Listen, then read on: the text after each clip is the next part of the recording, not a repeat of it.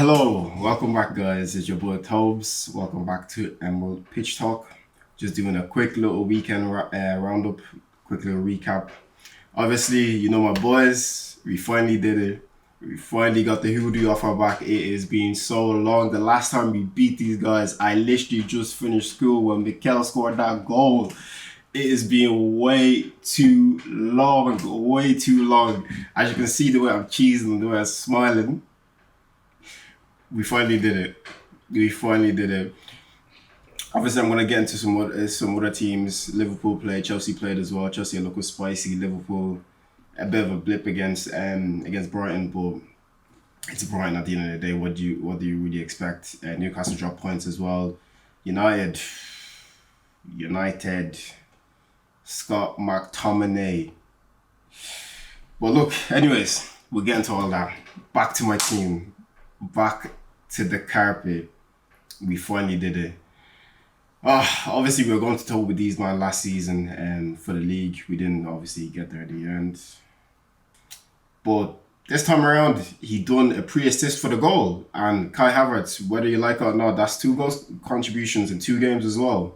So I'm gonna have to start putting some respect on my boy Kai's name. Even myself as well, I'm gonna have to put some respect on his name. But the boys pulled out the bag. Obviously, for neutrals, a lot of people were saying that, we didn't dominate the game. It was only a scrappy goal. But look, if you're playing against City and you're going to, you can't go toe to toe with City. That would be the most ridiculous thing you could ever try to do, is try to go toe to toe with that freak of a team. You're just asking to get ran ragged, and we got ran ragged last season. We lost 3-1. Then we lost 4-1 at the Etihad as well. So going toe to toe was never an option. I wouldn't want Mikel to go toe to toe, and he didn't. And we eventually pulled out the bag, deflect shot from Martinelli. Still giving me goosebumps after. Guys, I'm not gonna lie to you. The relief, the jubilation. Even when we scored, I celebrated, but I didn't even celebrate too hard because I just didn't know. Because Haaland is still on the pitch. You just never know with that guy. But yeah, it was a brilliant day. Obviously, it doesn't really mean much in terms of the league at the moment because we're still only in October. So yeah, we can still beat them and still lose out on the league when it comes to May time. But hopefully that gives us the right kind of mental, physical edge to kind of get into our minds. Look, we ran toe to toe with the best team in the world and we beat them. We actually beat them. We beat them fair and square. Yeah, they didn't have Rodri, but Partey was only coming back. Martinelli didn't even start. Jorginho started. You know what I'm saying? So Duran Timber, one of my favorite players, even though he's only played for 2 competitive games, he wasn't even there. So maybe when we face them again, I think we might be facing them around April, Mayish of next year. So yeah, we'll hopefully all of our players is fit and available, and we can really go toe to toe, and hopefully we can get the W there again. But Liverpool, drop points against Brighton. Can't really say I'm too surprised. I still kind of thought they'll still get a leg over, because Brighton have been a bit up and down lately. I don't know, maybe the pressure this season is kind of getting to them. The star man Lewis Dunk, the captain, is being a bit shaky. He's been a bit shaky, you know what I'm saying? But at least, look, he got a goal against Liverpool anyways. I'm not sure if the Zerbi's gonna ask for a rematch after that Van Dijk handball. I'm not saying it's handball, clearly deflected off his knee, slapped onto the guy's hand. But what more do you want him to do? You know what I'm saying? But no, Liverpool are going to be there or thereabouts in terms of the league this season. I think what happened on the weekend is just a minor little inconvenience. They're still going to be there. Chelsea, 4-1 against Burnley. 4-1 against Burnley. I won't lie, Poch is cooking. Poch is kind of cooking. I'm not sure what type of meal he's making yet, but Poch is cooking. Like, I know we all bantered Chelsea last season. I know myself, I bantered hard last season, but I'm not saying they're gonna get it figured out this season, yeah. But they're gonna get a few scalps this year. I feel like the way City kind of ragdolled them last season, they're not gonna let that happen again. You know what I'm saying? I don't see them letting it happen again. I don't think they're going to let it happen again because it's a matter of pride at the end of the day. We eventually have to beat City, and I think this was the best time. I know Rodri wasn't playing, but it is what it is. You still have to get over that hoodoo. You need to get one up over them. And I know they beat City in the Champions League final, but City bet them in every single game that they faced against them last season. And I'm pretty sure that was like 3 or 4 times. So I'm pretty sure they want to get it back. They want to get it back with blood at least once or twice. You know what I'm saying? But yeah, Poch, he's cooking. I don't know what meal he's making, and hopefully he burns the stove when we play them after the international break, because obviously that's our first game back, not London Derby. But we're comfy in Stamford Bridge. We're comfy in West London. You know, we're absolutely comfortable.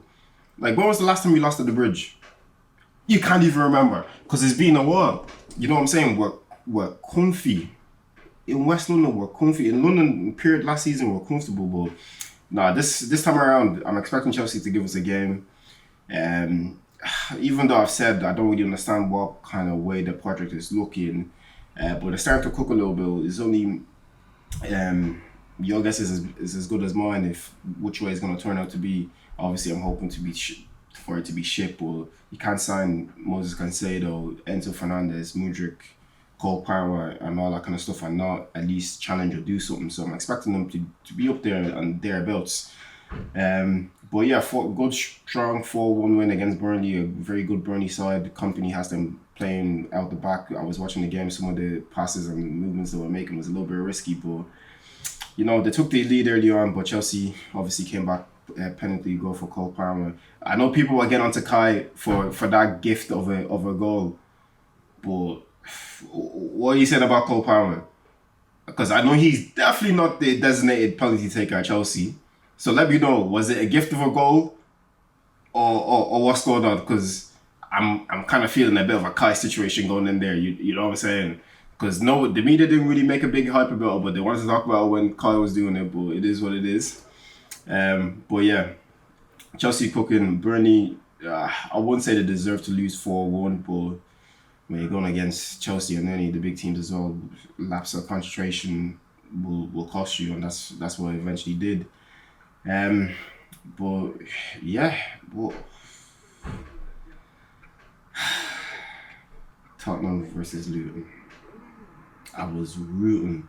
We were all rooting for you. We were rooting for you. We were all rooting for you, Luton, and you still let us down. You even had the numerical advantage and you still let us down. Andrewall is really... I hate to admit it, but Andrewall is really something. I'm still hoping they'll eventually run out of steam and they'll eventually, you know what I mean, do a Spursy. But they're cooking for now and they're still top of the league theoretically. They're on top of us. We're there first or second. It is what it is. It is what it is. But nah, I don't know how they pulled out the bag. I really don't. I didn't watch the game. I was keeping up the scores though. When Basuma, I seen they died by Basuma. What a fucking idiot! Like, what absolute idiot! Why would you? Look, that's their own business, really. To be honest, there was literally no need. You're playing against Luton and you're diving. Luton and you're diving. Like, have some shame, have some self-respect. Like, what is that about? You diving against Luton? I know it might come off as if I'm talking bad on Luton, but at the end of the day, like, it's Chelsea, it's Tottenham Football Club. You're playing Luton. This is the first time they've been in the Premier League. You lot wanted to banter us when you were making the Champions League year in, blah blah blah. But you're diving against Luton. You need to sort that out. You need to give your players their head's a bit of a wobble, because I don't know what's going on there. Like, really Luton. But yeah, United again. Brentford at home. McTominay came to save the day. Captain Scotland. Yeah, man, I don't really know what to say about United. Ten Hag era's come to an end. I don't know which era he was on about. I really don't know which era he was on about. Because his own era hasn't even started. So yeah, it's a bit mad. They had to scored two last minute goals to come through against them at Old Trafford as well. Like those type of games, you expect them to, like you just expect a win. Like what? How are you letting Brentford? Oh, yeah. Just United, it shambles. Amrabat, he played a decent game. Casemiro as well, he was kind of decent. Højlund is the only one that I actually like from the team. The rest of them, Sir Marcus Rashford, the 26-year-old star boy. I don't know what's going. I don't know what's going on. The whole team feels like it needs another overhaul after the amount of money they spent in the past 10 years and the amount of money that Ten Hag has even spent as well. I don't know what formation or what style of play they actually like to deploy. Like with City, you know they're going to keep possession. You know with Liverpool, they're going to gegenpress. Chelsea, they're cooking. We don't know what they're doing yet. Tottenham, Angeball, you know they're going to come at you. Brighton, you know they're going to invite pressure and they're going to look to play through you. United, I couldn't tell you. Sometimes they like to counter-attack. Sometimes it seems like they have to keep possession. I really don't know what they like to do. These they're like one of those dons at the buffet. They just want to try everything. A little bit of this, a little bit of that. Like he said that he wanted United to be one of the best transition teams in the world, and they're just not. They just really not. Boy. Yeah, like, can someone tell me in the comments like what style of play United like to deploy? Like, who's even their best starting 11? Like, let's be for real. Like, who's United's best starting 11? And I know they have a mountain of injury, so I have to proceed with caution with it. But at the same time, like, Johnny Evans, right? Sergio Reguilon. Like what are we doing here, lads? Like, genuinely, lads, what are we actually doing here? You know what I'm saying? Like, I don't understand it. And they keep saying, yeah, they don't have money, blah, blah, blah. But like, what's going on? Like, you can't say you don't have money, then you spend 90 mil on Anthony, then 70 mil on Højlund. And we didn't even know who Højlund was. You know what I'm saying?